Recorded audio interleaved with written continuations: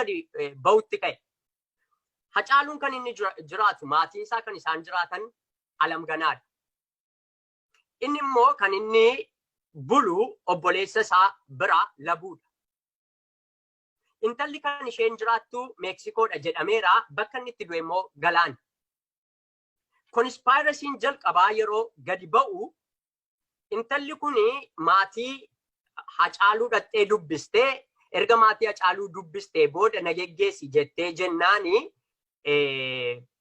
ishee geggeessuudhaaf ba'ee kan jedhu karaatti du'e. Okay? Alam Ganaadhaa ka'ee yoo Meksikootti ishee geesse maaf dhaqee Galaanitti du'e. So, is that a really inni manaa ba'an jedhan sun dhugaadhaa gara isa jedhutti si geesse? Okay.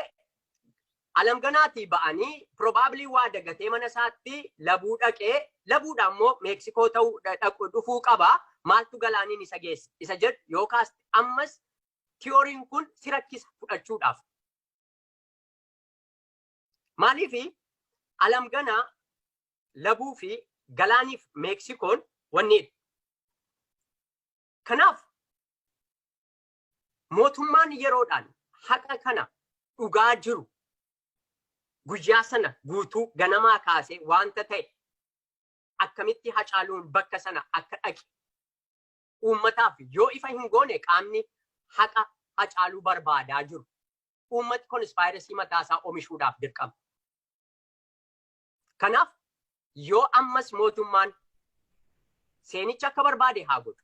Gaafa mootummaan ilaal kan ta'e kanadha jedhee gadi ba'ee qabatee gadi ba'u naannoo isaa namoonni turan haasa'uu jalqabu jechuudha. Maaliif naannoo isaa namooti turaniif namni battala sanatti waamamee dhaqe jira.